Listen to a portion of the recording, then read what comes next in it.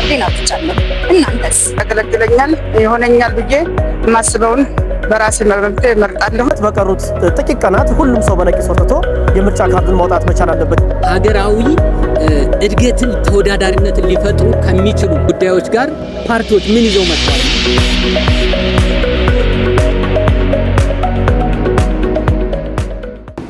ሰላም ጤና ይስጥልን ክቡራትና ክቡራን ውድ የአራዳ ክፍለ ከተማ አስተዳደር ኮሙኒኬሽን ጽህፈት ቤት የማህበራዊ ሚዲያ ተከታታዮች እንደምን አላችሁ?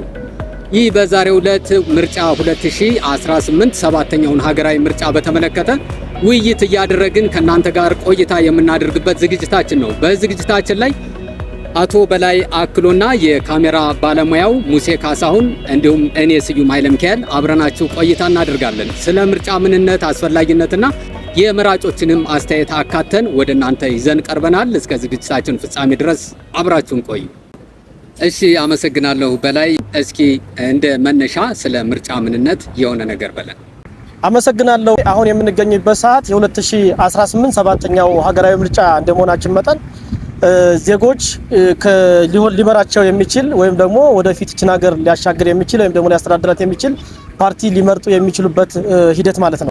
እናም አስፈላጊነቱን ስንመለከት ዜጎች የመምረጥ መብታቸውን ተጠቅመው በቀጣዩ ምርጫ ሰላማዊ ዲሞክራሲያዊ በሆነ መንገድ እንዲካሄድ የግላቸውን ጥረት ማድረግ አለባቸው። ከዚህ በተጨማሪ ጥቅሙን በምንመለከትበት ሰዓት ምርጫ የዜጎችን ተሳትፎ ያረጋግጣል። በማህበራዊ በኢኮኖሚያዊና በፖለቲካዊ ተሳትፏቸውን ያሳድጋል።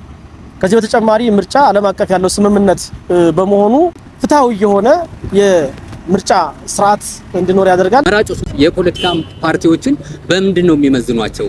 ለወጣቶች፣ ለሴቶች በተለይ ከትምህርት ጋር በተያያዘ ከውጭ ፖሊሲ ጋር፣ ከግብርና ጋር፣ ከኢኮኖሚው ጋር በአጠቃላይ ሀገራዊ እድገትን ሊቀይሩ የሚችሉ ሀገራዊ ተወዳዳሪነትን ሊፈጥሩ ከሚችሉ ጉዳዮች ጋር ፓርቲዎች ምን ይዘው መጥተዋል የሚለው ላይ ትኩረት ሊያደርጉ ይችላሉ። ዜጎች እንግዲህ የሚፈልጉትን ፓርቲ ለመምረጥ ካርድ ማውጣት መቻል አለበት።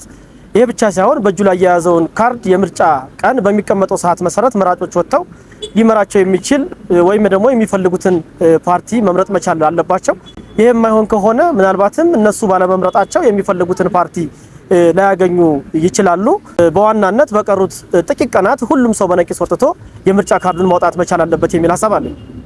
በክፍለ ከተማችን ውስጥ ያሉ ነዋሪዎች ከምርጫው ጋር በተያያዘ ያላቸውን አስተያየት ተከታትለን እንመለስ።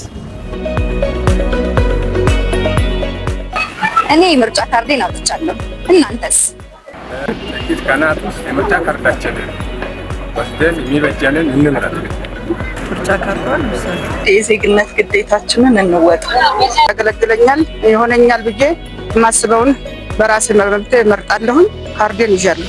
ነገ አገራችንን ይመራል የምንለውን ፓርቲ ለመምረጥ ይሄ ምርጫ ካርድ ወሳኝ ነው።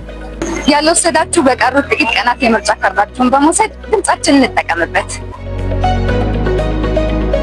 ምርጫ 2018ን የፈለጋችሁትን ፓርቲ ለማግኘት የምርጫ ካርድ ማውጣታችሁን እንዳትዘናጉ። ክቡራትና ክቡራን ውድ የአራዳ ክፍለ ከተማ አስተዳደር የኮሙኒኬሽን ጽህፈት ቤት የማህበራዊ ሚዲያ ተከታታዮቻችን አብራችሁን ስለቆያችሁ ከልብ እያመሰገንን ጤና ይስጥልን።